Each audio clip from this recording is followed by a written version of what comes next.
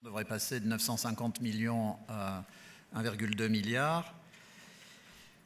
On aura encore une évolution très forte en Asie, globalement. L'Asie-Océanie passerait de 4,2 à 5,4 milliards. Alors, comme vous êtes abreuvé, assommé de chiffres, en tant que professeur, je vous donne le temps de respirer. Donc l'Afrique aujourd'hui, c'est 1,1 milliard, alors que l'Asie-Océanie, c'est 4 fois plus. Bien. Mais l'augmentation de population de l'Afrique toute seule, au cours de ces 40 années, sera du même ordre en millions que l'augmentation de la population de l'Asie-Océanie.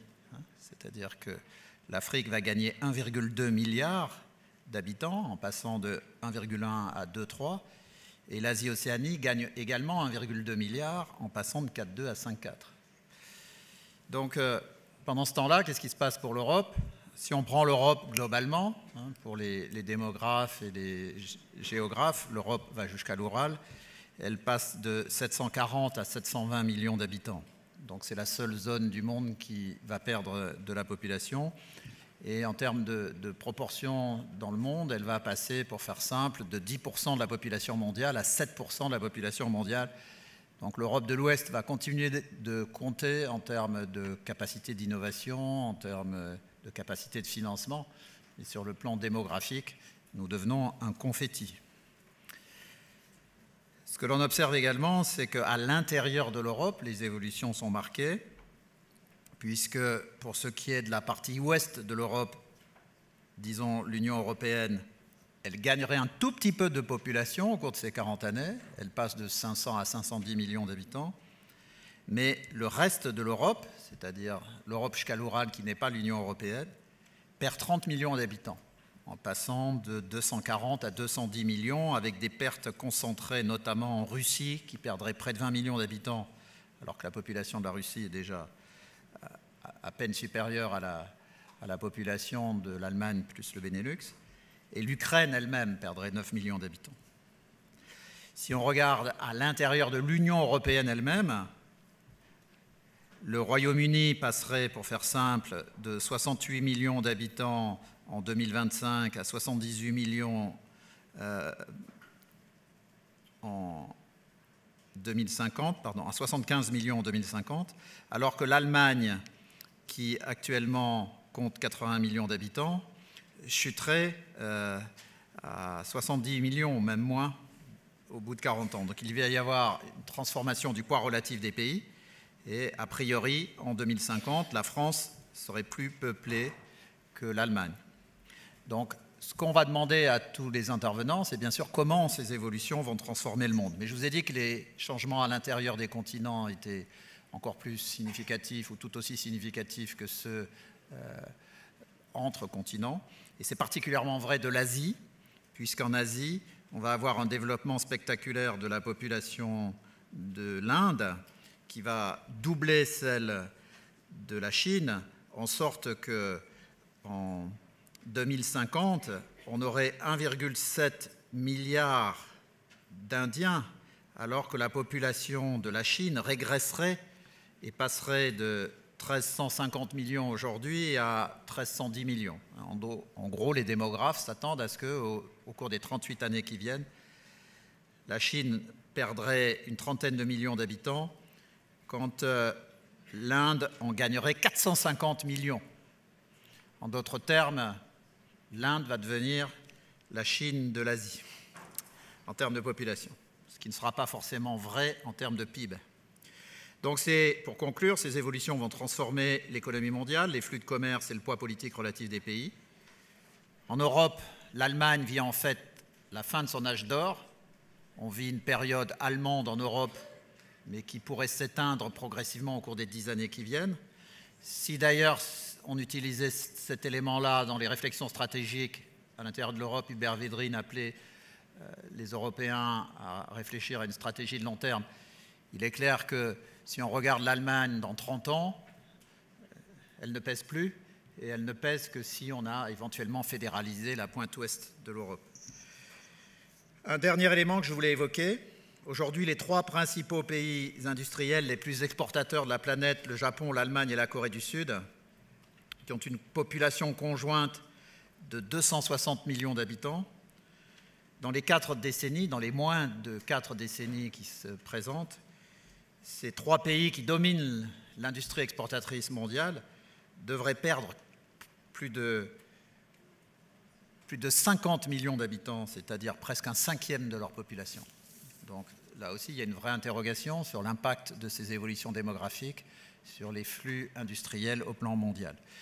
Donc je conclus par ces séries d'interrogations. Comment ces évolutions démographiques absolument massives vont impacter les flux de commerce, bien sûr, au plan mondial, mais aussi les évolutions politiques, les relations entre les continents. Il est clair que les 2 continents qui vont connaître les évolutions les plus contrastées sont ceux qui, comme on nous l'a rappelé tout à l'heure, sont les plus proches, c'est-à-dire l'Europe et l'Afrique. L'Europe en train de disparaître démographiquement, doucement, et avec un niveau de vie confortable, alors que l'Afrique va doubler de population.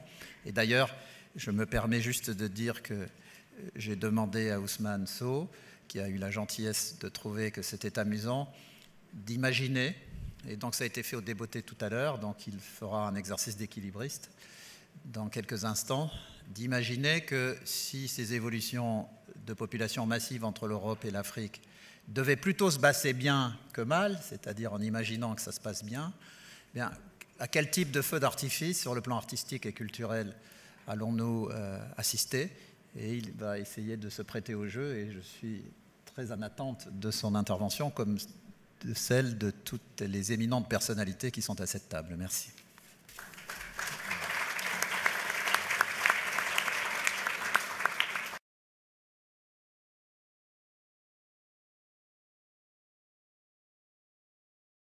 Je vous présente rapidement nos invités. Monsieur Franco Frattini, ancien ministre des Affaires étrangères d'Italie.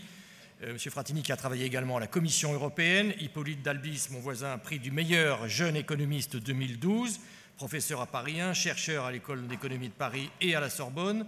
Monsieur Wolfgang Ischinger, chairman du Munich Security Conference, qui a été ancien ambassadeur allemand à Londres et aux États-Unis.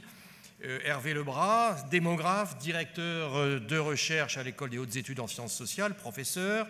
Rida Saïdi, ministre des Affaires étrangères et sociales de Tunisie. Ousmane Sow, dont parlait Christian il y a un instant, né à Dakar. Il est sculpteur et c'est une personnalité qui s'intéresse de très près aux ethnies africaines et américaines. Martin Zengele, ancien Premier ministre et ministre des Finances et du Budget de Centrafrique, aujourd'hui consultant. Enfin, Madame Anya Zolodi, ancienne directrice de la division de la population aux Nations Unies. Mais d'abord, pour démarrer, je vais m'adresser à vous, Monsieur Franco Frattini, Monsieur le ministre, pour 10 minutes. Je sais bien que tout ça est assez rigide. Je vais essayer de lancer un petit peu ce débat. Est-ce que vous avez l'impression que les Européens, pour les raisons qu'a indiquées déjà Christian, vont voir à la fois leur croissance se modifier ? Comment va se passer ou se dérouler l'occupation de l'espace, des territoires, avec, on peut l'imaginer, peut-être des conséquences pour l'urbanisme, et évidemment les grands équilibres sociaux. C'est vous qui avez la parole donc pour 10 minutes maximum. Merci beaucoup. Merci beaucoup, mesdames et messieurs. Je ne vais pas insister sur les données. Nous avons les idées très claires pour ce qui concerne les perspectives que vous avez juste mentionnées dans votre introduction. Je vais dire quelques mots pour ce qui concerne d'abord les nouveaux éléments qui émergent dans le monde aujourd'hui et dont il faut tenir compte. Si on veut adresser ce dont on parle, c'est l'un des plus grands défis géostratégiques et politiques, pas seulement pour nous, pour les Européennes, pour les pays partenaires, mais pour le monde tout entier. D'abord, il y a l'impact de la crise. Il faut tenir compte des pertes, de l'incertitude des citoyens européens. Il faut tenir compte de la sensibilité accrue dès que le chômage est dramatique dans plusieurs pays de l'Union européenne et pas seulement de l'Union européenne. Je pense à la région euro-méditerranéenne. Il faut aussi tenir compte des réactions et des perspectives des forces politiques extrémistes et xénophobes qui sont en train de gagner terrain dans plusieurs pays de l'Europe, pas seulement en Italie bien sûr, mais aussi dans mon pays en Italie. Il y a des perspectives qui sont celles d'une défense de ce qui existe maintenant, d'avoir une forteresse qui se ferme progressivement, mais les incertitudes des citoyens sont quelque chose dont les politiciens, les économistes, les hommes d'État doivent tenir compte. Mais je vais d'abord réagir à tout ça en disant que notre Europe, notre Union européenne, notre Europe, c'est d'abord un projet politique. Et donc pour aborder ces sujets, on ne peut pas nous faire dominer ou dicter la ligne par la paire. Il faut de la leadership, il faut bien sûr de la vision.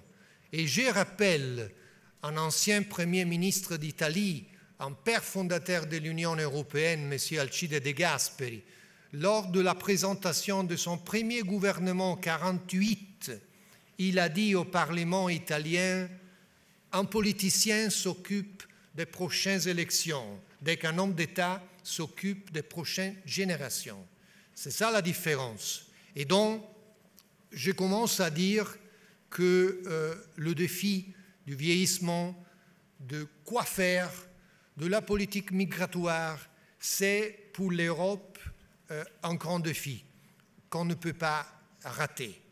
Et je dois dire qu'il y a eu, dans le passé récent, pour considérer les Européens nous-mêmes, les politiques européennes, que peut-être il n'y a eu pas l'attention nécessaire et suffisante aux politiques vis-à-vis de la famille. Avant de parler de l'immigration, avant de parler de la circulation des personnes, le défi du vieillissement, il faut faire face avec le renforcement des politiques au niveau national et européen pour encourager, promouvoir les progrès de la famille, qui c'est l'institution clé pour la société d'un pays démocratique et moderne.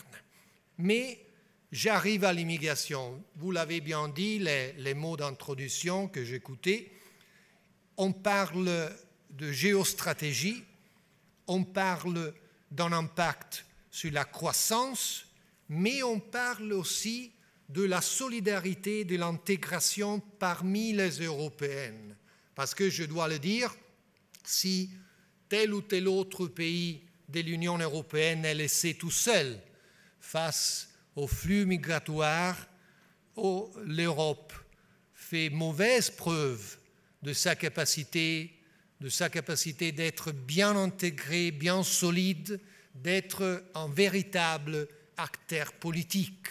Mais on parle aussi de créer, ou mieux, de recréer des partenariats vraiment égalitaires avec les pays tiers. C'est un autre grand défi politique qui est face à nous, parce qu'on ne parle pas seulement, bien que je parle à beaucoup d'entrepreneurs, on ne parle pas seulement d'un grand problème économique de croissance. On parle surtout d'une question qui touche 1 million d'êtres humains. C'est une obligation morale de s'occuper de ça, pas seulement un problème parce qu'il y a un impact économique pour le futur de l'Europe. Et là, je dis d'abord ce que je pense. C'est mon opinion, bien sûr, mais l'Europe forteresse. Même s'il y a un problème d'incertitude, même s'il y a la crise, même si les perspectives européennes de croissance ne sont pas tellement claires, l'Europe forteresse n'a, pour moi, aucune chance de progresser. Si nous voulons progresser, il faut réfléchir, il faut, je peux dire, investir sur le futur, fermer les portes en même temps à la circulation des personnes et à la circulation des biens, franchement, est une politique qui ne peut pas résister au temps et à la pression qui va être très, très, très forte dans le futur proche. Qu'on l'aime ou pas, il y aura une pression où l'Union européenne, si on ne fait pas maintenant un investissement, ne pourra pas résister. Je parle d'un investissement sur le futur si l'Union européenne, notre Union européenne, je suis une européenne enthousiaste, bien sûr, comme vous le comprenez, si l'Europe veut jouer un rôle international, il faut investir dans le futur. Pensez seulement aux millions de jeunes qui sont derrière les printemps arabes. Leur frustration, leur humiliation, ça représenterait une faillite pour les objectifs des révolutions arabes. On ne peut pas les permettre en fermant les portes aux jeunes qui demandent une ouverture culturelle, politique, sociale dans la région euro-méditerranéenne. Et donc, il faut promouvoir une circulation virtueuse des jeunes, des personnes, des travailleurs, tout en respectant les lois. Parce qu'il y a bien sûr un grand problème de la traite des êtres humains. Mon pays connaît très bien ce phénomène dans l'île de Lampedusa, quand les gens qui sont désespérés arrivent. Bien sûr, ils ont violé la loi, mais ils sont des êtres humains. Il faut s'occuper de ces pauvres. Mais bien sûr, il faut créer, si je peux dire, un cadre européen et euro-méditerranéen, si je pense à l'Afrique, pour le respect des lois, promouvoir ce que j'appelais, quand j'étais commissaire européen, chargé, entre autres, de l'immigration, je l'appelais immigration circulaire. Ce concept a progressé, heureusement, et en même temps éviter la fuite des cerveaux. C'est l'autre côté de la médaille, parce que d'un côté, on aime beaucoup parler des migrations circulaires, de l'intégration des migrants, mais il ne faut pas oublier qu'on ne peut pas encourager directement ou indirectement la fuite de cerveau, de dire on va choisir ce qui sont les migrants qu'on aime beaucoup, qu'on aime plus, et on va dépriver, rendre plus pauvres les sociétés des pays partenaires, parce qu'il y a des jeunes qui sont bien éduqués, en Tunisie, en Algérie, au Maroc, en Égypte, dans le pays de l'Afrique subsaharienne, et dont la fuite de cerveau, c'est aussi un autre problème dont l'Europe doit tenir compte. Bien sûr, je vais conclure en disant qu'il nous faut une nouvelle politique pour la circulation des personnes, pour la circulation des biens. Il nous faut une politique européenne pour promouvoir une circulation des échanges au niveau culturel, la culture, les échanges entre les jeunes, les réseaux universitaires.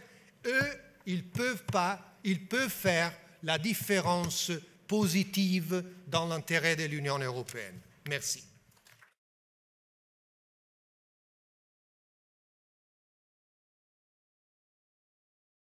Hippolyte Dalbis, je rappelle que vous êtes professeur d'économie, prix du meilleur jeune économiste, c'est tout récent, 2012. Est-ce que vous pouvez réagir un petit peu à cette problématique? Je crois que vous êtes d'ailleurs le plus jeune d'entre nous ici.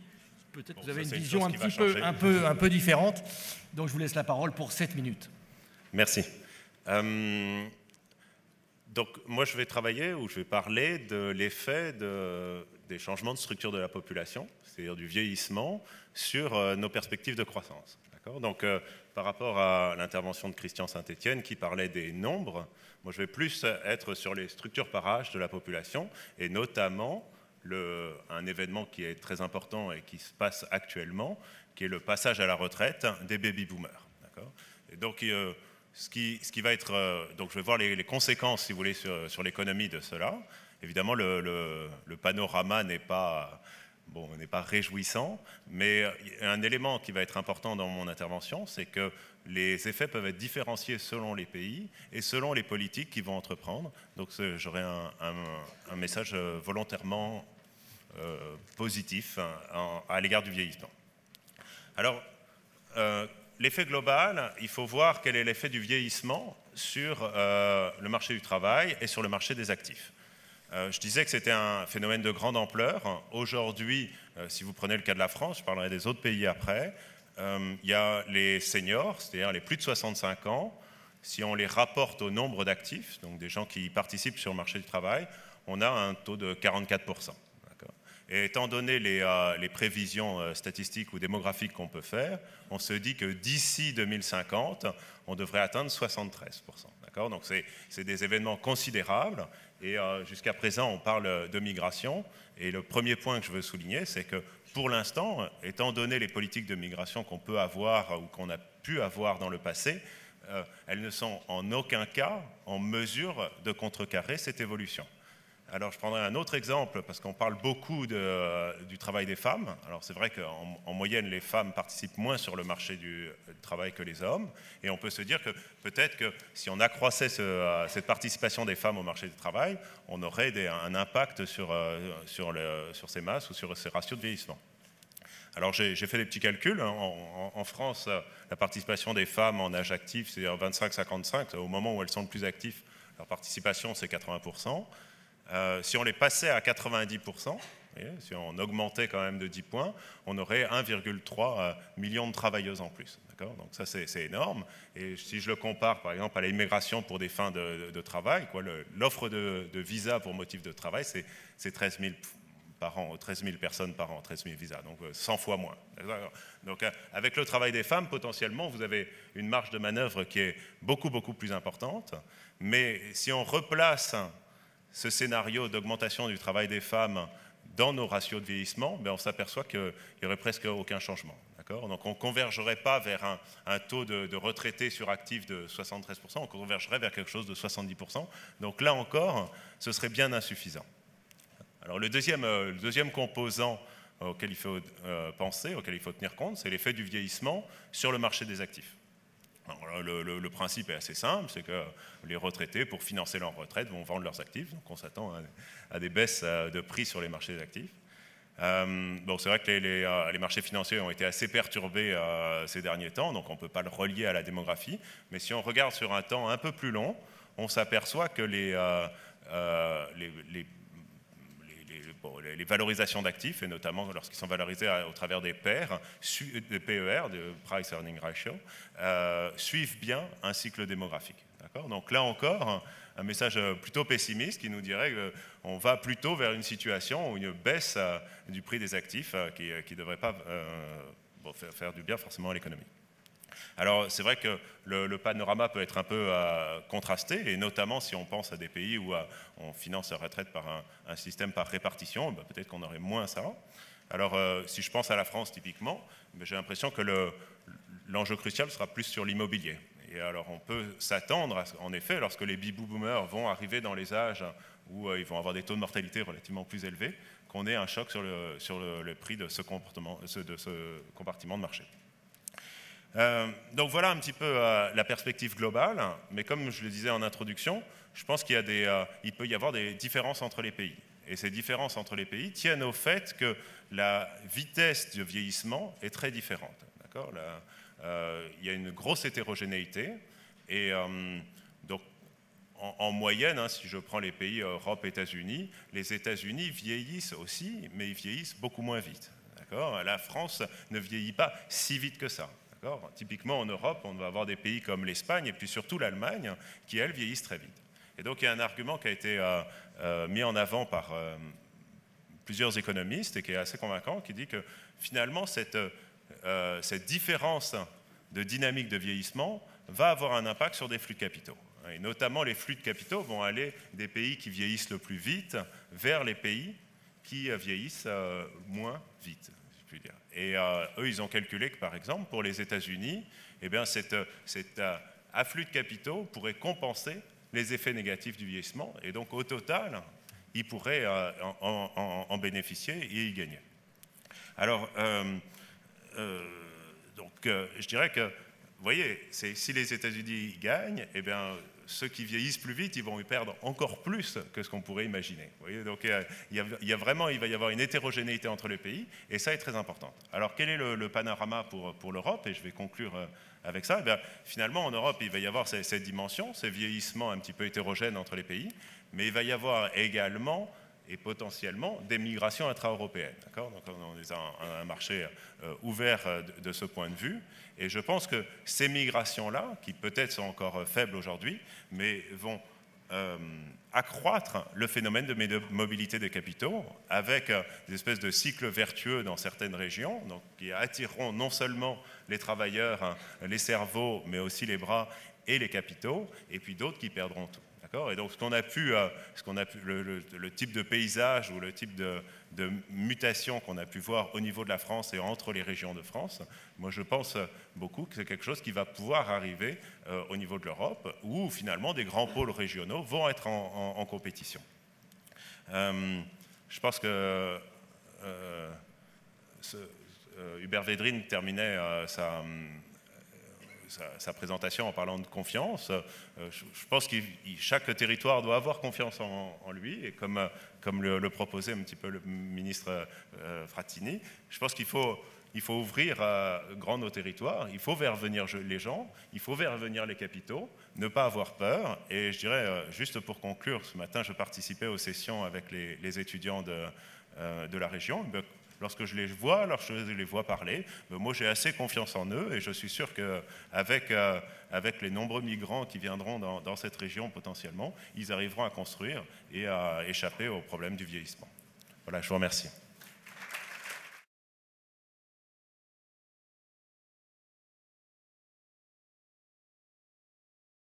Madame Agnès Zlotnik, je rappelle que vous êtes ancienne directrice de la division de la population aux Nations Unies. Je voudrais à la fois peut-être vous faire réagir sur ce qui vient d'être dit, avec quand même un message assez optimiste, en tout cas dans la conclusion.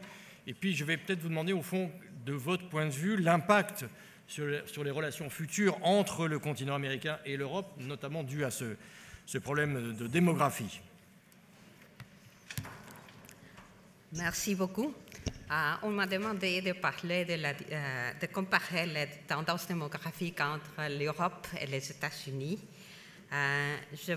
Comme j'ai très peu de temps, je vais tout d'abord vous dire qu'on vient de citer les données des Nations Unies sur les perspectives mondiales, en vous donnant l'idée de ce qui va se passer dans les plusieurs continents du monde.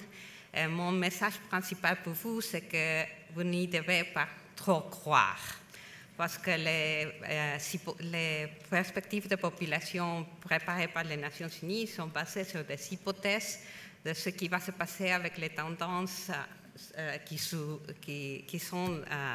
derrière ces projections. Et il n'est pas tout à fait sûr que ces tendances vont être une réalité pour le futur. Alors, je vais vous montrer peut-être ce qui pourrait se passer en Europe si nos projections aux Nations Unies ne tournent pas être tout à fait une réalité. Alors, je voudrais avoir la présentation en PowerPoint pour que vous puissiez la voir. D'abord, quelques données pour comparer l'Europe avec les États-Unis. L'Europe, alors la première, ok. L'Europe a une population beaucoup plus grande que les États-Unis, 738 millions d'habitants vers les États-Unis 310. Toutes ces données réfèrent à 2010. Mais l'Europe est beaucoup moins urbanisée que les États-Unis. Le pourcentage de la population qui se trouve dans des centres urbains, c'est 73% contre 82% dans les États-Unis. La population de l'Europe est beaucoup plus âgée que celle des États-Unis. À ce moment-là, l'Europe a 16% de sa population âgée de 65 ans plus, comparé avec 13% dans les États-Unis. Et ce qui fait de l'Europe une partie du monde extraordinaire, c'est que c'est la seule partie du monde qui a une population, une fécondité extrêmement basse. À ce moment-là, les femmes de l'Europe ont en moyenne 1,64 52 enfants, tandis qu'aux États-Unis, elles sont plus ou moins 2,1 enfants par femme. Et ça fait que les États-Unis est presque le niveau de remplacement en tant que fécondité, tandis que l'Europe a un niveau trop bas pour que les générations se reproduisent dans le futur. Quant à la migration, l'Europe a 70 millions de migrants, c'est-à-dire des gens qui sont nés en dehors des pays où ils habitent. Les États-Unis ont 43 millions. Mais en tant que proportion de la population qui sont des gens qui sont nés dans un pays différent à celui où ils habitent, l'Europe n'a que 9,5% des migrants dans ce sens-là, tandis que les États-Unis ont presque 14% de gens migrants. Mais ce qui est encore extraordinaire pour l'Europe, c'est que dans la première décennie du XXe siècle, l'Europe a eu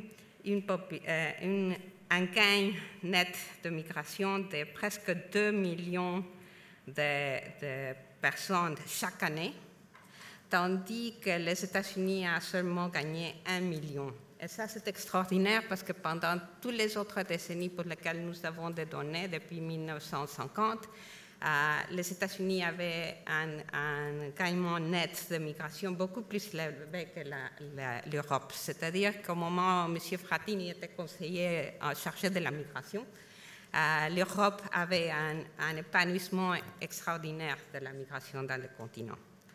Mais ce que nous allons voir alors, la prochaine graphique vous montre que dans les pays de l'Europe, j'ai 40 pays là-bas, 25 ont une fécondité qui est au-dessous de 1,5 enfants par femme. Et nous, démographes, considérons que ce niveau de fécondité est extrêmement bas, et ça représente 73% de la population. Les projections que les Nations Unies font, il y a plusieurs versions de projections pour le futur parce que nous ne savons pas vraiment ce qui va se passer dans le futur. Et vous voyez là que la ligne blanche est la projection pour les États-Unis et ce qu'on projette dans la version moyenne de projection, c'est que les États-Unis vont maintenir sa fécondité presque inchangée pendant tout ce siècle. Pour l'Europe, je vous montre deux projections. La ligne verte est la projection moyenne. Les données qu'on a mentionnées avant viennent de cette projection moyenne. Et ça, l'hypothèse de base, c'est que la fécondité va augmenter très lentement de 1,5 aujourd'hui à presque 2 enfants vers la fin du siècle. À la moitié du siècle, la fécondité de l'Europe se trouve à 1,9%, presque très près de 2 enfants. Mais je vous montre là une autre projection, la ligne jaune, qui maintient à niveau de chaque pays la fécondité constante au niveau d'aujourd'hui. Et pourquoi est-ce que je vous montre ces lignes-là? Parce que les données que nous avons eues après avoir préparé ces projections sur la fécondité dans les pays de l'Europe, avant 2008, la fécondité dans beaucoup de pays de l'Europe augmentait. Très lentement, mais elle augmentait. Mais après 2008, justement, nous croyons qu'à cause de la crise énorme que l'Europe vit maintenant, la fécondité montre une descente dans beaucoup de pays. Alors, peut-être l'hypothèse moyenne de l'accroissement continu de la fécondité ne va se passer. Et une version moins optimiste, c'est que la fécondité se maintient constante comme aujourd'hui. Et je voudrais vous montrer ce que ça va donner en termes de perspectives futures et en termes de vieillissement. La prochaine graphique vous montre ce que je vous disais sur la migration. C'est la migration nette et vous comparez à la fin du graphique vers la droite la comparaison de l'Europe versus les États-Unis, où vous voyez que dans les années 90 ou 90, 10, comme vous l'appelez, la migration de l'Europe, c'était beaucoup moins que celui des États-Unis, 9 millions versus 13 millions, mais dans la première décennie de ce siècle, l'Europe a beaucoup dépassé les gains des États-Unis. Mais maintenant, nous voyons les résultats des projections. Les 3 projections, vous savez, la première barre, c'est ce qui se passe aujourd'hui. C'est la proportion des gens qui se trouvent au moins de 25 ans, c'est la population jeune dans toutes les régions de l'Europe. Et dans l'Europe totale et les États-Unis vers la fin. La deuxième barre, l'orange, c'est la projection moyenne. Celle qui est jaune est une projection qu'on fait avec migration zéro depuis maintenant. Il n'y a plus de migration. Et la dernière barre, la jaune plus forte, est une projection où on maintient la fécondité constante, celle qui n'augmente pas trop dans l'Europe. Et vous voyez que c'est la projection de fécondité constante qui vous donne la moindre proportion de jeunes, c'est-à-dire c'est la projection qui fait que la population vieillisse le plus. Mais vous voyez aussi que ce vieillissement est beaucoup plus marqué dans les pays de l'Est de l'Europe, que j'ai séparé ici entre le pays de l'Est qui se trouve dans l'Union européenne et le pays de l'Est qui se trouve en dehors de l'Union européenne.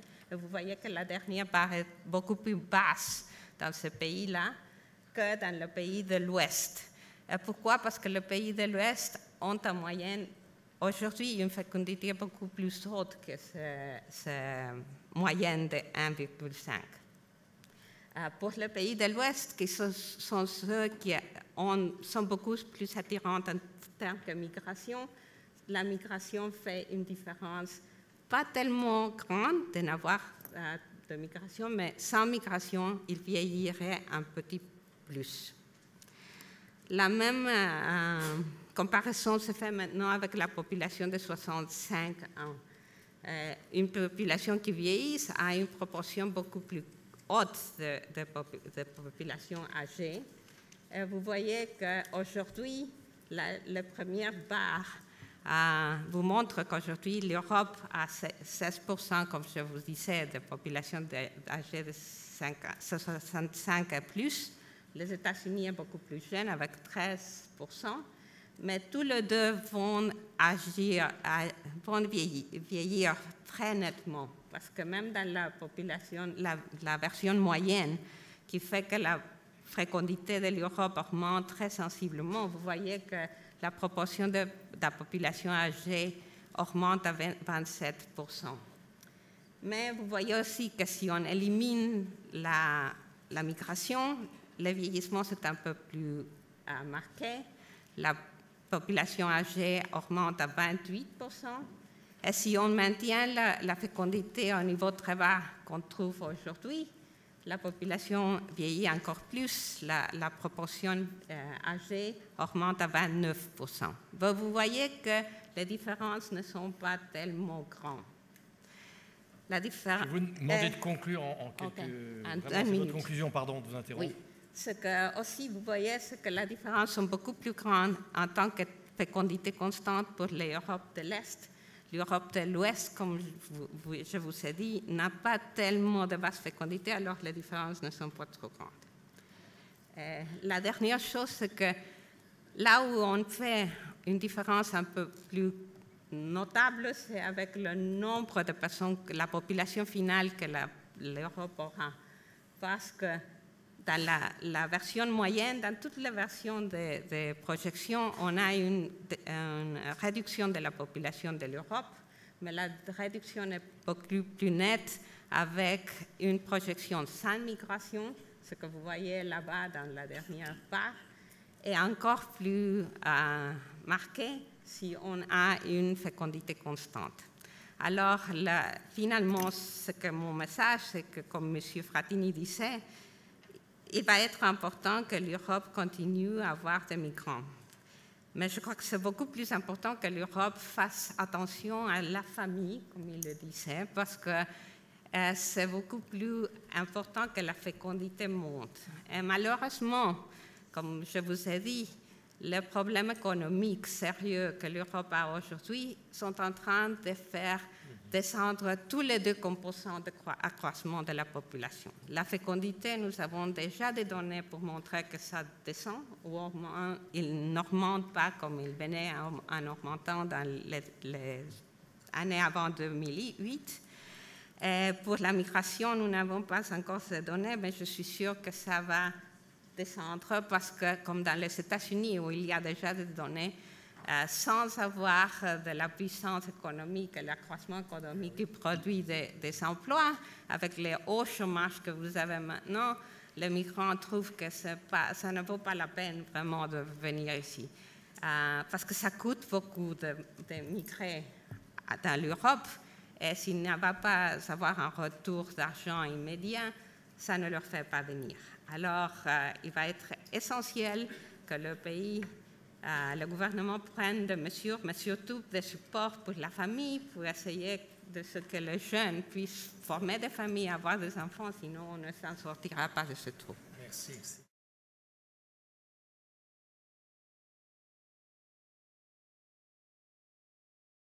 Je donne la parole maintenant à M. Wolfgang Essinger. Je rappelle qu'il est chairman au Munich Security Conference, ancien ambassadeur à Londres et dans d'autres pays.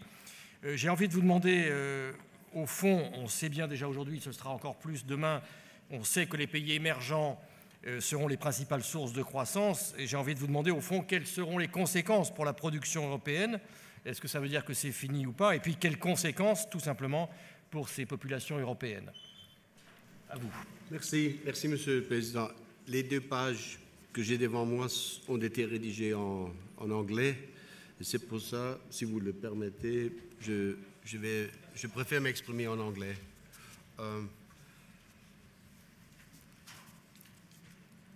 I would like to start with just a couple of very simple general observations coming from the kind of foreign policy and security policy background that I share with my friend Franco Frattini. Demography, the challenges of demography are, in my view, one of the most underrated and most often ignored serious political and security challenges of our time, full stop. This is not acknowledged most of the time. And why is it not acknowledged? Because political leaders tend not to like long-term problems which react to measures like a tanker only after a long time. And sometimes I get the impression that the reaction of political systems to the challenges of demography are, you know, like the man who says, where there is no solution, there can't be a problem, which is, of course, a fallacy. But that is exactly our problem. So let me just quickly, because I have only my 5 or 6 minutes, let me just quickly remind you of the magnitude of the international and national security aspect of demography. There is the challenge of budget priorities. We are going to have a fight between those who believe that we should spend money on arms and those who believe that we should spend money on wheelchairs. So it's going to be canes and wheelchairs, not guns, or the other way around. Some people are arguing that this tendency of declining military budgets may be countervailed by what some researchers have called the emergence of geriatric peace. But that is an untested theory. You know, it is the theory that older populations are less likely to go to war against each other than younger populations. We don't really know whether that's true because we have not had this kind of older population that we're going to move into. That's been discussed here. Second, we have, of course, an important challenge of outbreeding your adversary. Think of Northern Ireland, or think of Israel versus the Palestinian population. Outbreeding your adversary can be the quiet way of dominating or of claiming victory in the long term.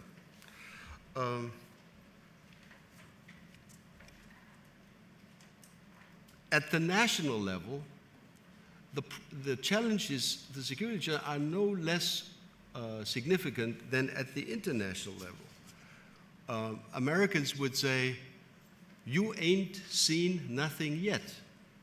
We have not yet seen the conflict that is going to be very likely between those who have children versus those who do not have children.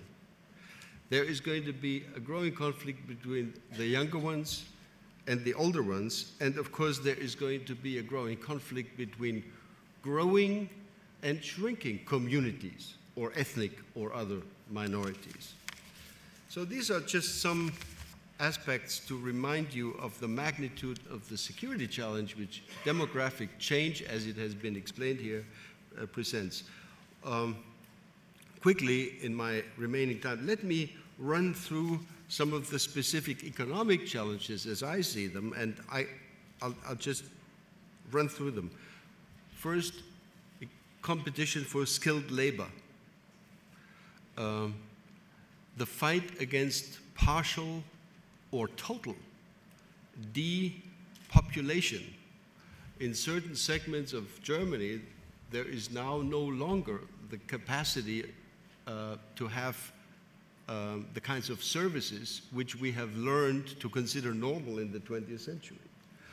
Because entire non-urban areas are beginning to be unpopulated. People are speaking of the fact that this is the new era of the wolf that's starting, because wolves are coming across from the border from Poland into these empty parts of Eastern Germany.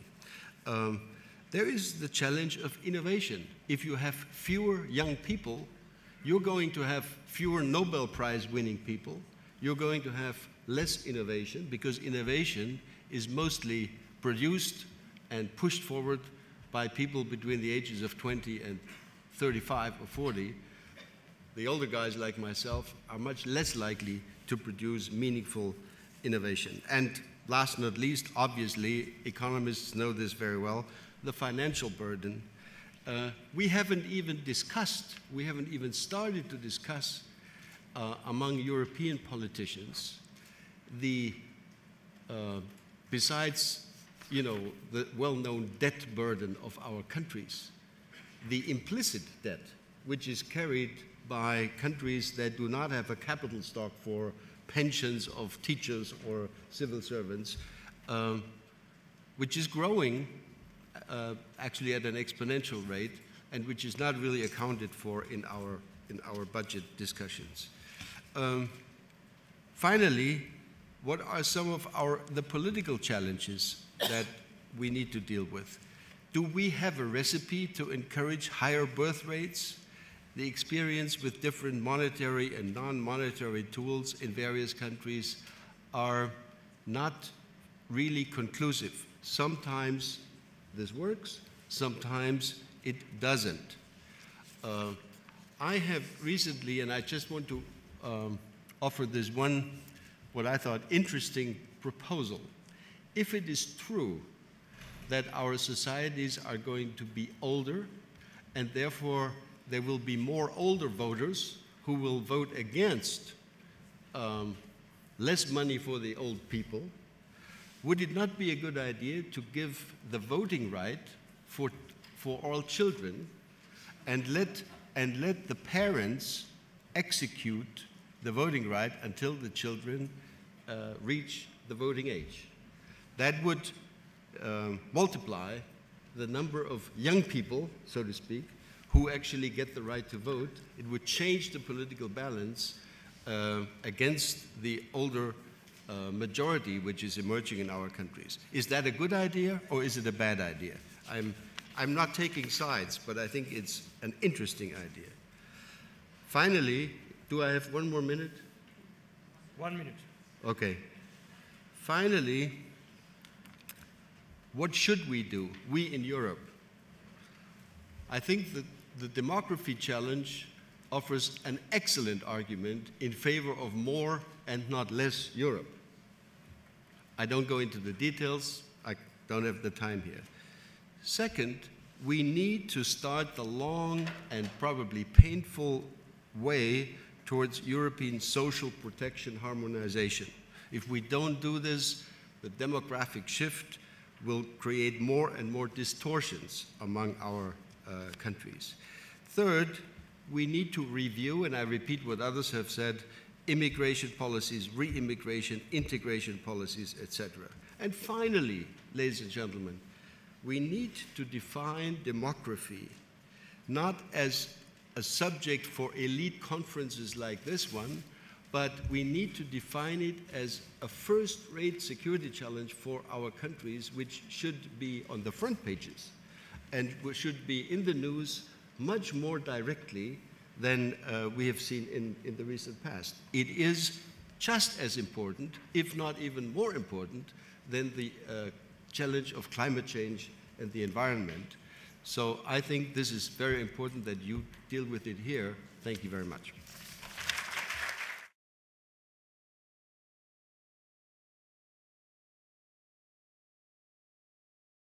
Hervé Lebras, alors on a envie d'entendre évidemment à ce stade la voix du démographe. J'ai envie de vous demander, comment vous voyez, vous, l'Europe de demain face à cette pression migratoire et selon vous, quelles formes peuvent prendre à partir de maintenant, on le voit déjà, les migrations Afrique vers le continent européen? Ça marche? Oui. Merci. Oui, je vais répondre tout de suite. Je vais peut-être juste faire une remarque à propos de ce qui a été dit excellemment par plusieurs orateurs précédents concernant la famille. L'idée qu'en encourageant la famille, on pourra permettre à la fécondité d'augmenter n'est pas prouvée par les données européennes actuelles. C'est le contraire. C'est-à-dire que quand vous regardez quels sont les pays qui ont la plus forte fécondité en Europe, ce sont les pays où les femmes sont le plus actives, où le taux d'activité des femmes est le plus élevé, et ce sont les pays où le nombre de naissances hors mariage est le plus élevé. Vous pouvez, la corrélation est très bonne. Et autrement dit, en encourageant la famille, on découragera la fécondité, vraisemblablement, en Europe.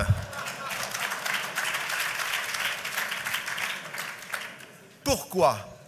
Eh bien, en réalité, parce que derrière, je pense, cette question de fécondité, c'est une question d'égalité des hommes et des femmes. Et dans les pays où l'égalité des hommes et des femmes est plus grande, la fécondité est à un niveau plus élevé. Donc je ne suis pas du tout désespéré pour l'Europe. Je pense que si un certain nombre de pays font un effort d'égalité hommes-femmes, leur fécondité pourra remonter. Pensons à la Grèce, peut-être un peu à l'Italie aussi. Je vais maintenant répondre à la question sur les migrations que vous m'avez posée. Alors, en 1990, à Vienne, une conférence internationale a été organisée pour savoir quelles seraient les conséquences de la chute du mur de Berlin du point de vue migratoire. L'avis des experts a été que dans les 20 années à venir, 60 millions d'Européens de Russie et de l'Est allaient venir s'installer en Europe de l'Ouest. On les attend toujours, 20 ans après, hein, nous y sommes. Donc, la migration n'est pas simplement un phénomène mécanique qui, comme on le dit parfois, va des hautes pressions démographiques vers les basses pressions démographiques comme un vulgaire courant d'air, disait un auteur français du début du siècle. C'est beaucoup plus compliqué. D'abord, et Anna Zlotnik y a fait allusion, la migration ne peut pas résoudre le problème du vieillissement en Europe. Une très bonne étude des Nations Unies, en 2001 je crois, a montré que si on voulait maintenir constant le rapport des personnes âgées de plus de 60 ans aux personnes de plus de 20 ans, eh bien, il faudrait, à l'aide de l'immigration, il faudrait pour un pays comme la France un solde net chaque année de 920 000 personnes. Je pense que ça sera un peu difficile à supporter comme lutte contre le vieillissement. Alors, autre idée qui me semble inexacte, c'est de penser que dans les pays émetteurs, il y a une poussée irrésistible vers l'immigration, parce qu'il y aurait, comme disent certains, une fenêtre démographique, c'est-à-dire que les pays de l'Europe sont des pays avec une population vieillissante, tandis qu'au contraire, dans des pays particulièrement du Maghreb ou en Turquie, en Méditerranée de l'Est, on a à la fois une fécondité qui a beaucoup diminué et une population entre 20 et 60 ans qui est très importante. Donc on dit, puisque ces actifs sont très importants, ils pourraient venir combler le manque d'actifs en Europe. Je pense que là, c'est parler un peu rapidement des actifs, parce que quand vous regardez qui sont réellement les actifs dans le Maghreb ou en Égypte et même en Turquie, vous vous apercevez que la proportion d'actifs, curieusement, est moins élevée parmi la population de plus de 20 ans que dans les pays d'Europe, pour une raison très simple, c'est que la plupart des femmes ne travaillent pas dans ces pays. Si vous prenez un pays comme l'Algérie, le taux d'activité des femmes est de l'ordre de 25%, en Égypte de 15%. Donc, alors, sauf à imaginer que brusquement, ces femmes transplantées en Europe par ce courant d'air se mettraient à devenir des travailleuses. Je ne vois pas très bien comment l'affaire se produira. Je pense donc que, et ça a été dit pour d'autres raisons par M. Ischinger, il y aura peu de pression, contrairement à ce qu'on craint habituellement, du sud de la Méditerranée et donc de l'Afrique aussi, vers l'Europe. Alors, en plus de cela, la réalité des flux a beaucoup changé. On vit très souvent sur une image un peu passéiste des flux migratoires en provenance du sud de la Méditerranée, l'image des années 70. Et les migrations actuelles, particulièrement celles en provenance du sud et de l'est de la Méditerranée, du Maghreb et du Machrek, sont en quelque sorte l'opposé des migrations des années 70. Dans les années 70, c'était des ruraux qui venaient. Maintenant, ce sont des urbains. C'était des personnes qui avaient une famille nombreuse ou qui allaient avoir une famille nombreuse. Désormais, ce sont des célibataires et l'indice de fécondité des pays du Maghreb est maintenant autour de 2,2 et sans doute plus faible. Et même chose en Turquie où l'indice doit être de 2,3. Donc il n'y aura plus non plus de familles nombreuses. L'idée de l'immigration familiale elle-même est un mauvais terme. Quand on regarde quelle est l'immigration familiale en France, elle ne comprend que 10% d'enfants. C'est essentiellement des conjoints, soit d'étrangers, soit de Français. Et d'ailleurs, c'est parmi les conjoints une majorité de conjoints de Français, c'est-à-dire d'étrangères venant rejoindre leur mari français ou d'étrangers venant rejoindre leur femme française. Donc c'est tout à fait différent. Autre chose, l'éducation maintenant des migrants qui arrivent en France, particulièrement du Maghreb, est de l'ordre en moyenne du niveau bac. On peut le vérifier sur les données de l'OCDE. Ce qui a complètement changé, c'est qu'on migrait il y a 30 ans pour la survie. Et maintenant, les jeunes migrants qui viennent du Sud migrent pour se réaliser, parce qu'ils ne trouvent pas les opportunités de se réaliser souvent dans leur pays. Alors, ça aura des conséquences tout à fait importantes, et notamment de transformer ce qu'on appelle migration plutôt en circulation, c'est-à-dire que ces migrants, s'ils ne trouvent pas les opportunités pour se réaliser dans tel ou tel pays européen, chercheront à passer à tel ou tel autre pays, ou bien à aller vers l'Afrique du Nord, vers l'Amérique du Nord, ce qui est maintenant souvent le cas, voire, si on leur permettait, avec une politique de visa cohérente, de revenir un certain temps dans leur pays. Et donc, véritablement, une circulation, et ça, je suis content d'être ici avec l'ancien commissaire Frattini qui avait proposé cette carte bleue qui était un premier pas important et qui était tenir compte de la réalité de cette nouvelle migration. Pour terminer, alors peut-être un mot aussi sur ce point. Il est très important justement d'encourager un mouvement pour attirer les compétences. parce qu'il y a maintenant à l'échelle mondiale une véritable concurrence pour attirer l'intelligence. Alors, je sais qu'il y a cette question du brain drain, mais elle se pose différemment pour les pays très pauvres et pour les pays, je dirais, moyennement pauvres ou émergents. Dans des pays, par exemple, comme le Maroc, le chômage des diplômés est plus important que le chômage des non-diplômés. Et très clairement, des pays comme le Maroc, mais aussi l'Égypte, sont demandeurs de l'émigration de leur population qualifiée, notamment pour ce qu'on appelle les remittances, pour l'argent, les remises en français, l'argent que rapatrient leurs immigrés qualifiés dans le pays d'origine. Enfin, il y a toute une littérature sur ce sujet. Je voudrais terminer, puisque j'avais commencé par une petite pique sur la famille, terminer par une autre petite pique sur l'importance de la population. On a entendu beaucoup de chiffres et je ne suis pas certain que l'importance de la population soit le phénomène majeur dans le développement des sociétés, dans leur qualité. Si vous prenez les sociétés qui ont marqué notre expérience très, très large de l'Europe et même du sud de la Méditerranée, vous prenez Athènes. Athènes, c'est quand même la naissance de la philosophie, de la politique, de la démocratie, de la physique, et ainsi de suite. C'est 30 000 citoyens, et sans doute de l'ordre de 300 000 habitants. Si vous prenez Florence au Quattrocento, c'est une petite ville de l'ordre de 40 000 habitants, et la Toscane n'est pas beaucoup plus peuplée. Pourtant, ça vous donne Michel-Ange, Galilée, Léonard de Vinci, et puis Machiavel aussi. Et puis, si vous prenez l'Angleterre du milieu du XVIIe siècle, l'Angleterre du milieu du XVIIe siècle, c'est 6 500 000 habitants. Cette Angleterre du milieu du XVIIe siècle, elle nous donne Newton, elle nous donne Boyle, elle nous donne Hobbes, elle nous donne Locke. C'est quand même pas mal pour 6 500 000 habitants, c'est moins que le Nicaragua actuel. J'ai rien contre le Nicaragua actuel, mais c'est pour dire que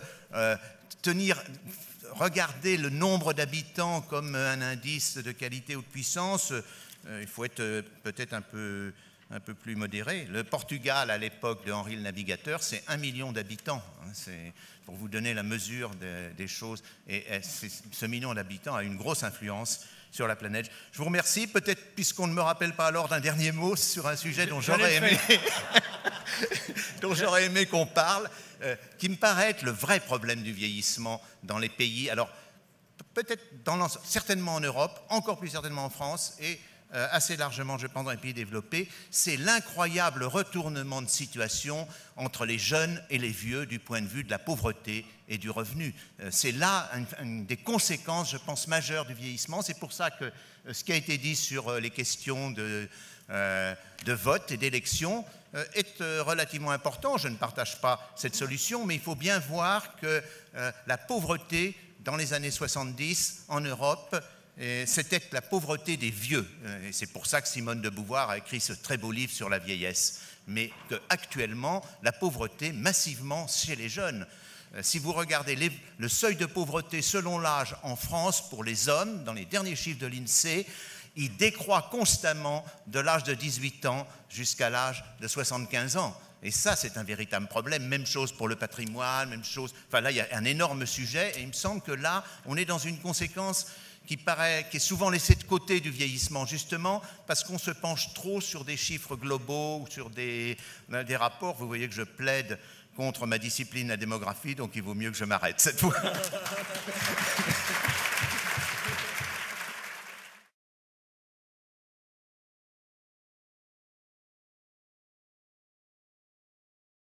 Rida Saïdi, vous êtes le ministre des Affaires économiques et sociales de Tunisie. Je vous laisse la parole. Sur ces nouveaux flux migratoires Afrique-Europe, quelles conséquences vous voyez? Cette question de fuite des cerveaux, on en a parlé il y a un instant. Quelle solidarité aussi entre les continents? Et on peut aussi déjà commencer à amorcer cette question dont on parlera tout à l'heure. Est-ce qu'on peut s'attendre, de votre point de vue, à des changements d'ordre, je dirais, culturel, à la fois pour le continent africain et évidemment avec des conséquences pour l'Europe? Vous avez 7 minutes. Merci. Oui, merci bien. Merci à tous.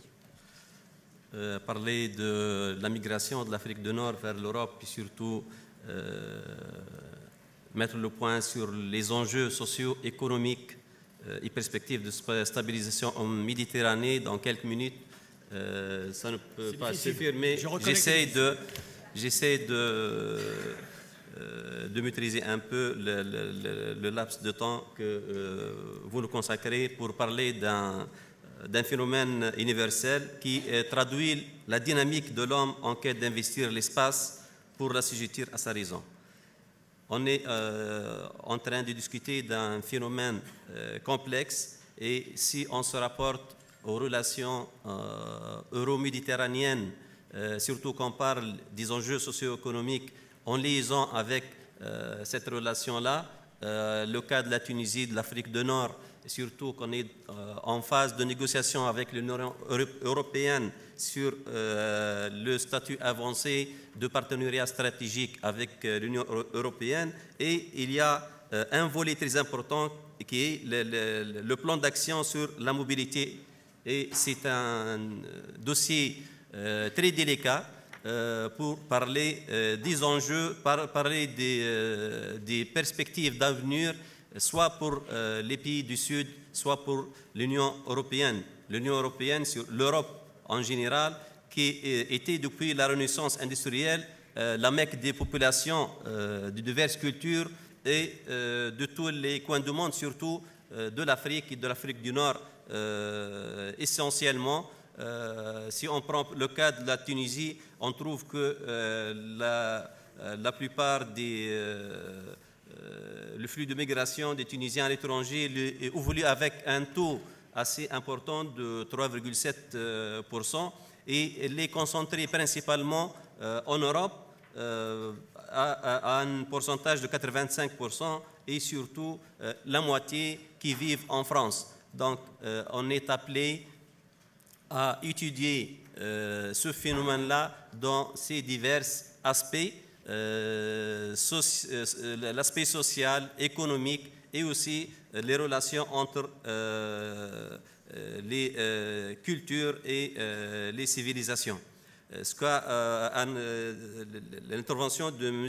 Franco Frattini, auquel je partage le même diagnostic et aussi les mêmes perspectives de politique et plan d'action, soit si on parle de l'Europe ou même de l'avenir du sud de la Méditerranée, surtout dans cette nouvelle phase. Je viens de la Tunisie et la Tunisie a initié via sa révolution une nouvelle phase de son histoire, mais aussi de l'histoire de toute la région du Maghreb arabe et surtout la région du Moyen-Orient, puisque c'est le berceau du printemps arabe qui a transformé la scène géopolitique de la région et même on peut parler de la scène mondiale.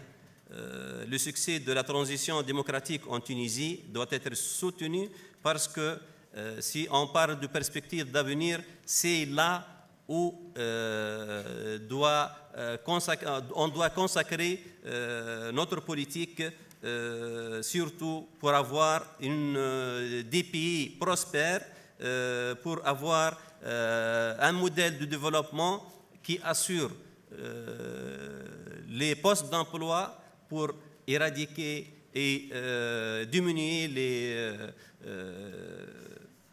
le taux de chômage qui s'élève pour la Tunisie à plus de 18% et était au début de la révolution tunisienne, et aussi les disparités entre les régions, avoir une politique de justice sociale à l'instar des pays ayant entamé une transition démocratique. On doit concevoir une Méditerranée qui devrait être une zone de paix, d'échange culturel et de partenariat technologique multidimensionnel.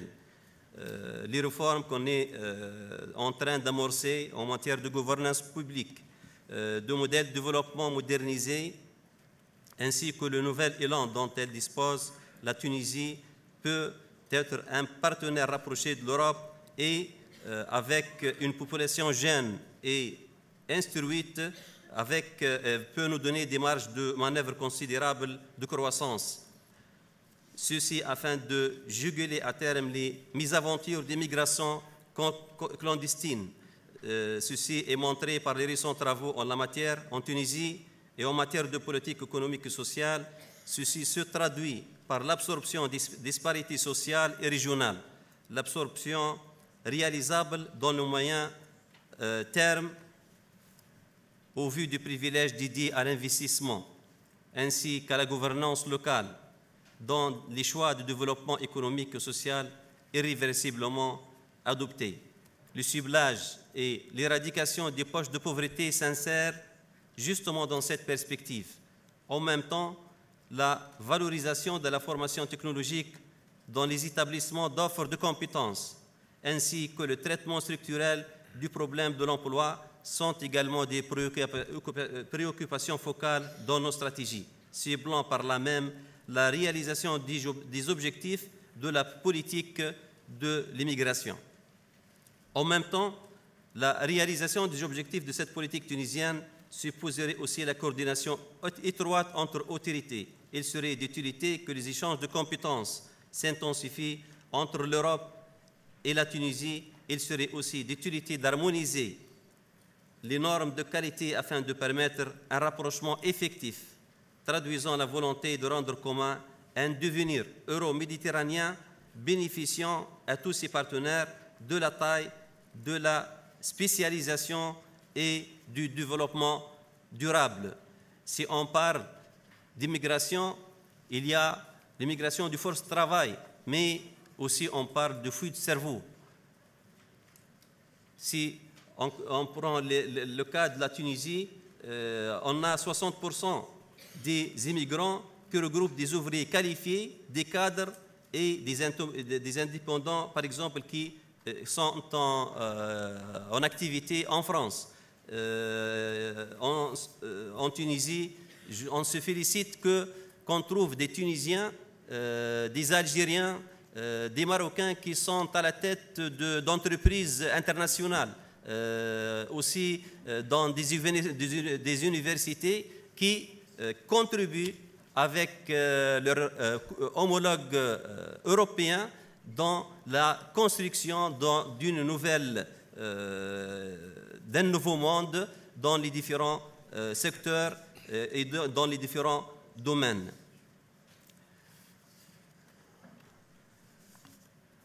L'aboutissement de cette coordination entre l'Europe et les pays du Sud permettrait le rattrapage technologique et donc la convergence en termes de revenus par tête. Une coordination jalonnée sur les principes de l'intérêt collectif et le respect mutuel qui permettrait de négocier ensemble un destin commun qui rendrait possible la levée du soleil de l'Ouest, comme souligné par la présente conférence. Je vous remercie.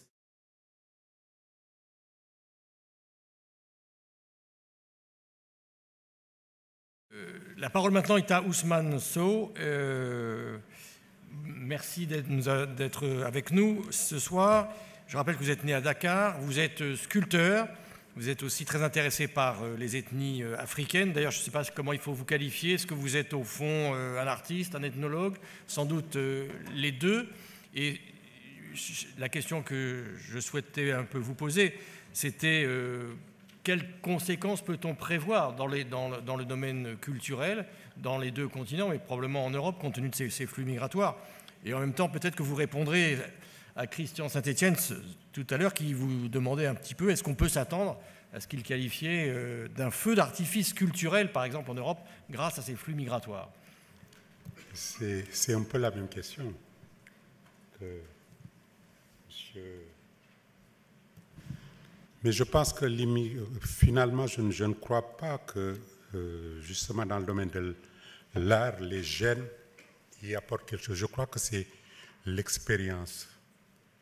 Et puis, là où on réside, et où on réside longtemps, j'ai fait l'expérience, puisque en France, j'ai vécu 30 ans ici, ce qui fait qu'aujourd'hui, bon, je ne peux pas sculpter comme les Grecs. Je ne peux faire que des sculptures, si je puis dire, métissées. Donc, justement, l'immigration est quelque chose de nécessaire. Je pense que fermer les portes est quelque chose de cassateur, puisque, en fin de compte, ça évite, justement dans le domaine, c'est valable dans plusieurs domaines, mais dans le domaine de l'art, c'est encore beaucoup plus marquant. Parce que d'abord, c'est pour ça que les individus qu'on reçoit, des artistes d'autres pays en Afrique, et puis des artistes de l'Afrique, je parle de l'Afrique puisque c'est le continent que je connais, vont ailleurs, et c'est là où il y a plus de fluidité, si je puis dire. Mais n'empêche que quand même cette privation de résidence, encore une fois, qui permet aux artistes de regarder et d'apprécier ce que l'autre fait, comment dirais-je, crée quand même certains conflits. Mais comme je suis quelqu'un de naïf et que le monde est en train de me donner raison, on parle toujours de l'immigration de l'Afrique vers l'Europe, mais il y a un phénomène qui commence à se faire, c'est-à-dire, je ne sais pas si c'est à cause de la crise ou si c'est parce que les gens essaient de chercher quand même un bien-être ailleurs. L'autre jour, à la télévision, je vois qu'il y a maintenant des immigrés portugais en Angola et Mozambique. Donc cela crée un espoir qui fait que justement ces jeunes qui vont venir, qui vont trouver un réceptacle pour leurs rêves, parce qu'on peut encore rêver en Afrique, eh bien, pourront s'y ancrer et puis créer leur famille. Et ces familles-là peuvent, je ne sais pas, demain, devenir des dirigeants. Ça s'est déjà vu. Il y a eu un Kenya qui s'est installé aux États-Unis et qui a donné un président de la République. Donc je pense qu'un étranger peut aussi créer ce genre de truc. D'autant plus que, bon, je ne suis pas un spécialiste en économie ni en sociologie, mais cet après-midi, j'ai beaucoup entendu comment dirais-je, des intervenants parler de rattrapage. Des pays comme la Chine, comme l'Inde, comme ça, qui sont en train de rattraper bon, je ne sais pas combien de temps ils mettront, mais je me dis que si l'inverse est créé, par exemple, parce que quand on rattrape quelqu'un, ou alors on piétine, ou on le dépasse. Et si demain la Chine, l'Inde et peut-être l'Afrique, dans un délai plus long, étaient les pays, des pays attractifs, je veux dire, dans le domaine de l'immigration, qu'est-ce que ça serait? Donc, ce serait l'inverse qui se créerait, et puis pour le bien, parce que moi je pense, et puis c'est le seul point où j'ai été d'accord avec Senghor dans sa politique, c'est qu'il fallait s'enraciner, mais s'ouvrir aussi. Que sa conviction, c'est que le monde de demain, c'est un monde de métissage. Et ça se vérifie maintenant. Bon, ça va se vérifier de plus en plus. Et la crise n'y est pour rien. Parce que ce repli de soi, beaucoup prennent ça pour, comment dirais-je, du nationalisme. Alors que ça ne l'est absolument pas. Ça l'est peut-être pour certains, mais c'est un repli de protection. C'est ce que disait M. Frattini, je crois. C'est des gens qui ont peur d'aller vers... Donc, il leur faut un prétexte pour cela. Et je pense que c'est cette barrière-là qu'il faut briser, Je ne dis pas ouvrir les portes grandes ouvertes, mais que ce soit aussi valable de recevoir des gens que de partir voir d'autres. Et c'est ça, je pense, qui va être l'avenir et la jeunesse va s'y employer. Vous voyez, je termine, je donne même 10 minutes à qui, voudront.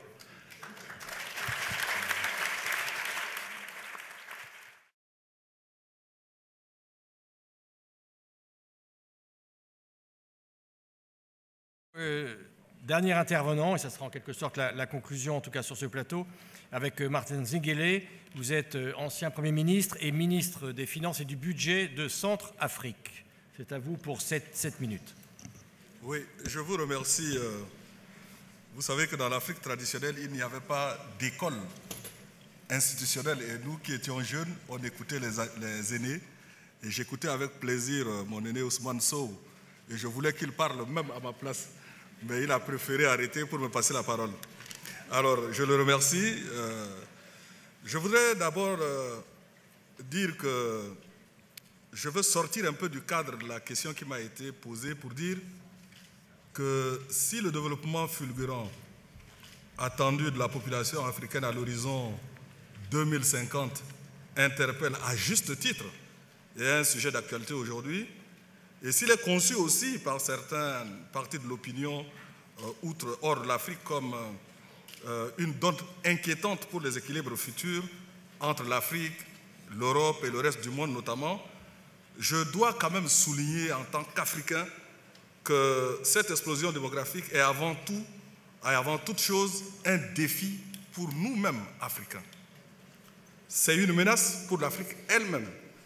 C'est un challenge pour les dirigeants de l'Afrique et pour les populations africaines qui aujourd'hui sont déjà démunies.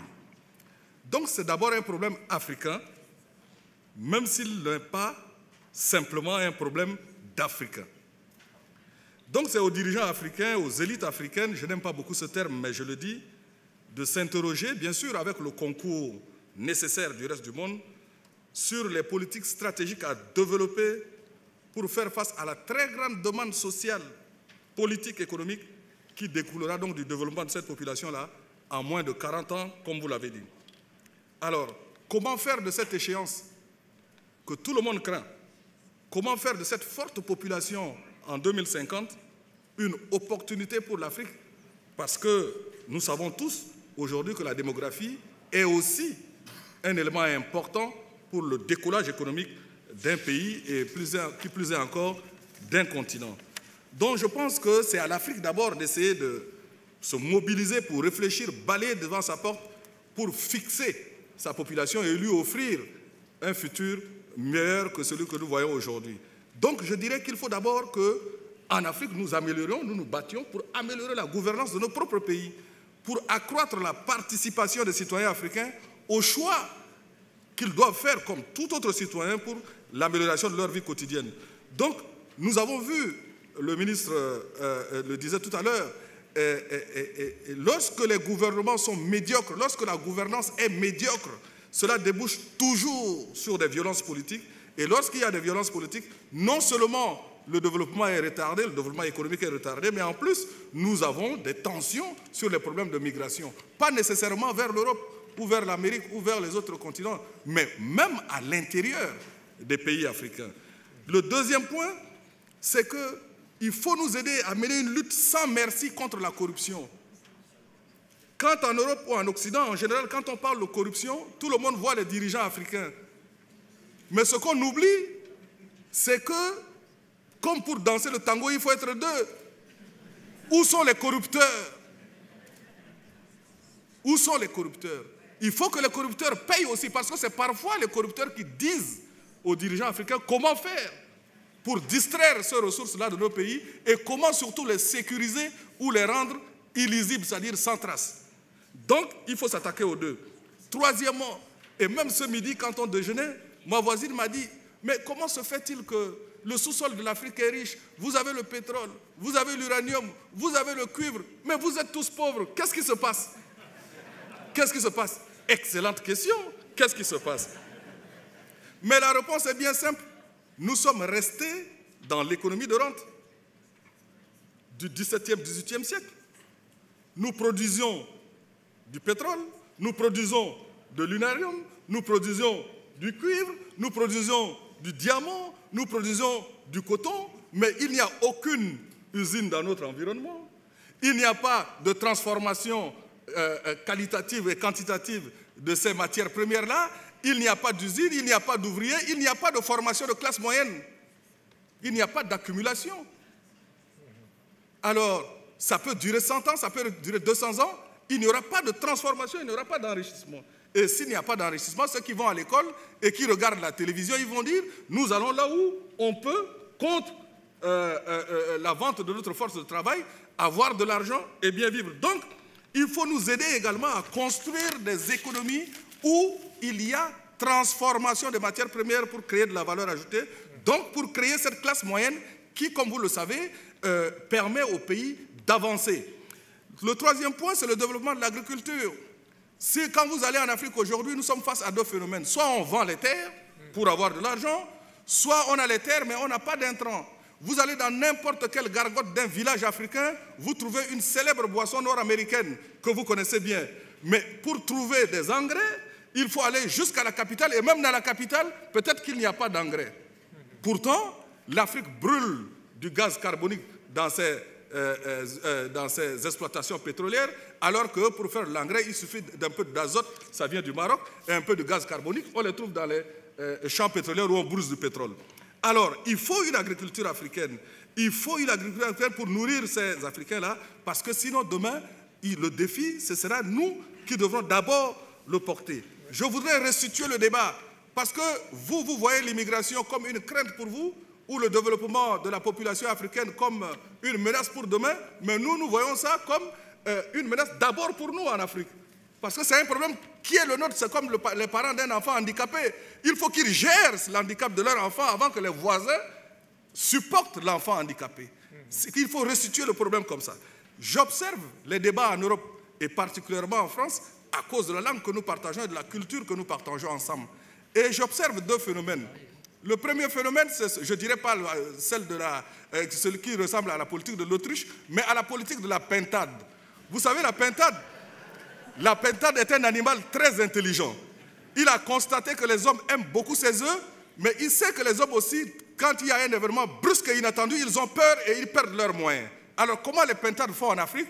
Elles pondent leurs œufs au bord du sentier qui mène au champ.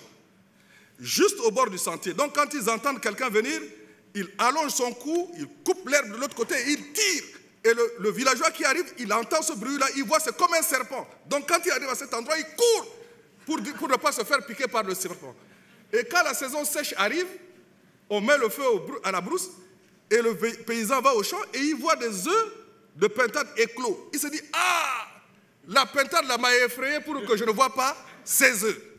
Mais on le voit quand les enfants, les pentados sont nés et la pintade est partie. Donc, il y a des gens qui disent, ah, il faut qu'on fasse le maximum de bruit pour qu'on ne voit pas le problème de l'immigration. Et puis, il y a une deuxième tendance qui dit, c'est un phénomène qui est là, il faut faire avec. Quand vous me demandez, quand vous me posez la question, est-ce qu'il faut réguler l'immigration? Mais oui, il faut réguler l'immigration, parce que les pays africains n'ont pas vocation à voir leurs enfants partir. Deuxièmement, comment faut-il la réguler? Mais il faut la réguler parce qu'elle a été déjà entamée ici. Il faut faire des accords globaux avec les pays. Il faut discuter parce que c'est des réalités démographiques, c'est des réalités économiques, c'est des réalités tout court. Donc il faut gérer les réalités au lieu de soit de les nier, soit de les occulter. Troisièmement, est-ce que cela va-t-il causer la fuite des cerveaux? Mais oui, ça cause des fuites de cerveau, on le sait très bien. On sait très bien qu'il y a beaucoup plus de médecins originaires d'un certain nombre de pays, ici que dans les pays. Mais pourquoi il y a la fuite de cerveau? Mais c'est pour les problèmes dont j'ai parlé au départ. Parce que s'il y a des personnes qui peuvent s'exiler par plaisir, mais la majorité ne s'exile pas par plaisir. La preuve, comme il l'a dit, j'allais en parler tout à l'heure, s'il y a des Portugais qui vont aujourd'hui en Angola ou en Mozambique, ce n'est pas parce qu'ils préfèrent ce climat ou parce qu'on parle le portugais en Espagne, en Angola, c'est parce que tout simplement, l'homme cherche là où il peut avoir les moyens de mener une existence digne. Donc, dépassionnons le débat autour des problèmes de l'immigration. Oui, c'est une réalité économique, c'est une réalité démographique, c'est une réalité qu'il faut gérer comme toutes les autres réalités. C'est le plus grand défi aux relations du 21e siècle entre l'Europe et l'Afrique. Et je pense que c'est une chance pour l'Europe, comme je l'ai déjà dit dans d'autres enceintes. Parce que nous avons besoin de la croissance, vous avez besoin de maintenir votre niveau de vie.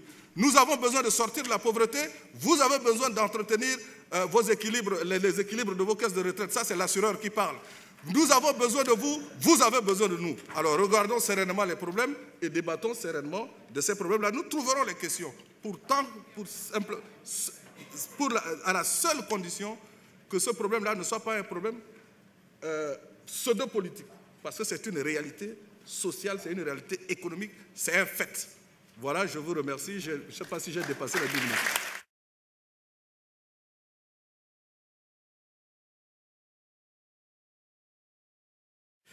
Donc très brièvement, ce qui est ressorti des différents échanges, c'est qu'effectivement, plusieurs orateurs l'ont dit, les migrations ne sont pas la solution au problème du vieillissement et qu'il faut mener avec attention une politique favorisant la fécondité des femmes.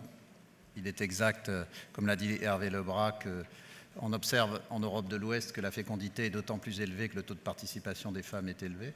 Et donc, c'est un élément clé de la transformation de nos sociétés. Alors, on a évidemment abordé beaucoup de sujets, notamment la nécessité d'attirer les compétences, dans les pays émergents de les conserver, dans les pays développés de les attirer parce qu'ils sont en compétition entre eux. Mais il y a deux éléments peut-être particulièrement intéressants qui ressortent de tous ces échanges. C'est d'abord l'incroyable retournement de richesses entre vieux et jeunes en Europe de l'Ouest, notamment. C'est un point absolument fondamental. On voit bien que les dernières élections en France se sont jouées sur la répartition des richesses entre vieux et jeunes. On voit d'ailleurs qu'une des premières mesures prises par le nouveau gouvernement va plutôt en faveur des vieux que des jeunes, d'ailleurs. Donc c'est une vraie interrogation qu'on peut avoir parce qu'on peut se demander si les mêmes arbitrages seront rendus dans 15 ans. Et donc, est-ce que ce n'est pas, au fond, l'âge d'or des retraités aujourd'hui et qu'on est à la veille de basculement dans les choix qui seront opérés? Alors, est-ce qu'ils se feront par les mécanismes de vote que vous avez abordés ou bien par la violence, qui est possible aussi? En tout cas, vous le savez, il y a eu des études de l'INSEE qui sont parues dans les 2 dernières années et qui montrent que dans la répartition des richesses, jamais les moins de 35 ans ont eu une part aussi faible depuis la Deuxième Guerre mondiale et que c'est évidemment un problème absolument crucial. Mais l'autre problème qui fait étrangement écho à ce qu'a dit Hubert Védrine, c'est qu'au fond, quand on regarde cette question du vieillissement et des migrations, on se dit que finalement, on est face à une Europe qui, en dépit de ses atouts absolument incroyables, et d'une certaine façon, pour le résumer peut-être très brutalement, mais c'est justement pour attirer l'attention, on se demande si par rapport à la vitalité de l'Afrique, aux ambitions du monde émergent, à la volonté des États-Unis de rester une grande puissance, fondamentalement, l'Europe n'est pas devenue triste, repliée sur elle-même et sans vision stratégique. Et finalement, est-ce que ce n'est pas ça le problème fondamental, que ce soit pour anticiper les évolutions économiques, mais pour analyser les évolutions liées aux effets des migrations et du vieillissement? Merci.